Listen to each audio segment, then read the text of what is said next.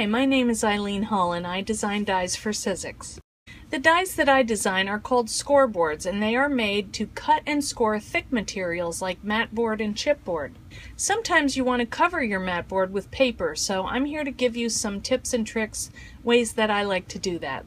So the first thing I'm going to do is get a cardboard box as a spray box, and I'm going to put my paper and lay it down right side down.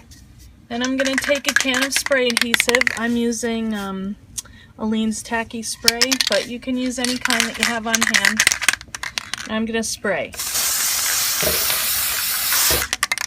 Now you want to make sure that you do this in a well-ventilated area, so follow the instructions that come on the can. You're going to take your paper and you're going to place that on top of your matboard.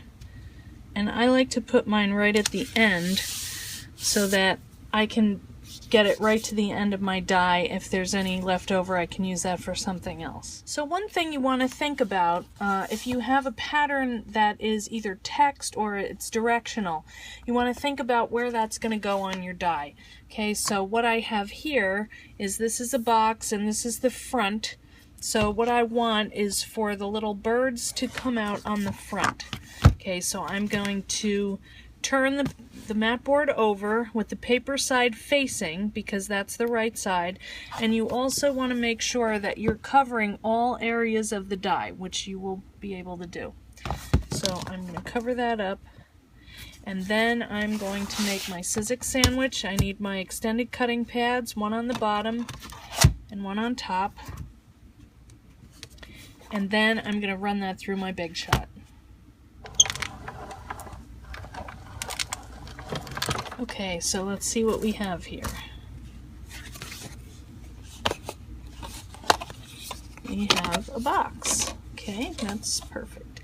Okay, now what happened here was when we coated it with the spray adhesive, it basically fused the paper onto the matboard. So all of the scores are exactly lined up and they're perfect. So the next thing that I'm going to do is I'm going to remove the paper from the tabs.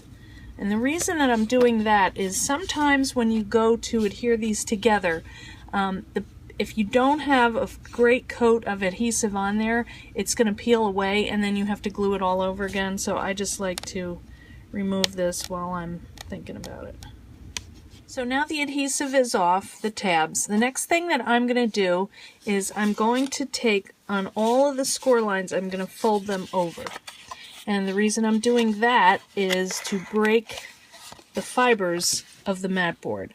Sometimes with this thick material, it wants to kind of spring open, so what we're doing is just making it more easy to work with.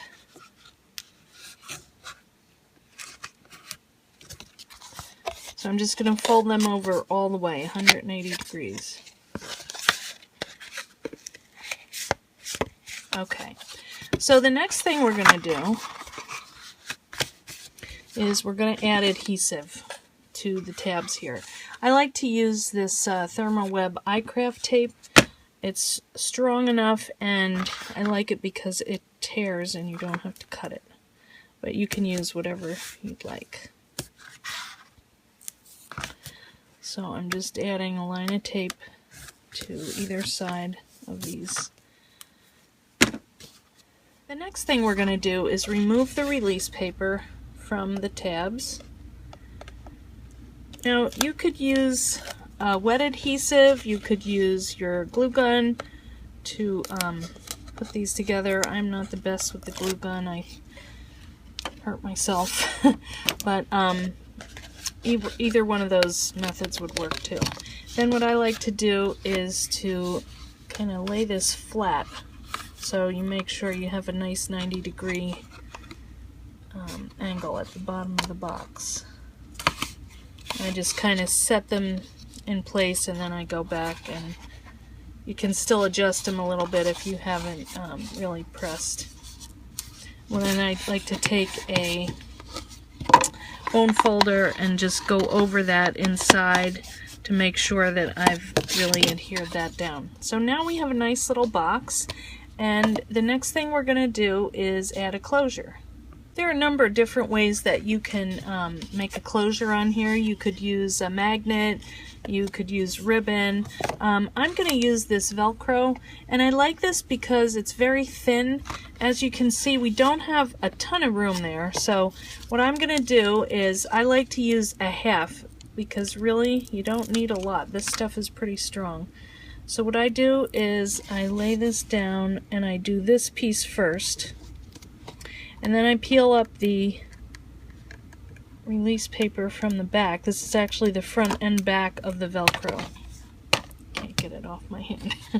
And then I'm going to close my box, make sure it's in the right place. And then I'm going to carefully peel this away, because it is strong. Once you get it going, it's fine, but sometimes it wants to peel. Yeah. Oh, that's stuck to me. Okay, so now we've got our box.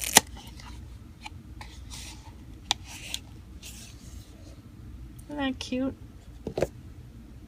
I don't know about you, but if I have a box, I need something to put in it. So there's this die that coordinates with the recipe card box, and it's called the recipe card and label. It's number 659870. And so what I did was I die cut a bunch of cards, and the other night while I was watching TV, I doodled on them. And I was really happy because I happen to have a wallet-sized photo of my little grandson, Hunter, and I put it on here, and it fits just perfectly. So if you have photos from your kids' school, you know, the school pictures, they'll fit on here. So anyway, they fit nicely in this little box, so I was really happy to do that. It was a lot of fun. This would be a great way to give a gift cards or little tags or whatever you want to fit in there. It's 3x4, so if you do your Project Life cards, they'll fit on there. You can actually cut your own. So just some ideas for you. I hope that you will come over to my blog, eileenhull.com. I have an unbelievable inspiration team, and they're always up to something, and you never know what they're going to do next. And so I hope that you've enjoyed this video, and that you come on over and see what else there is to see. Thanks a lot. Bye.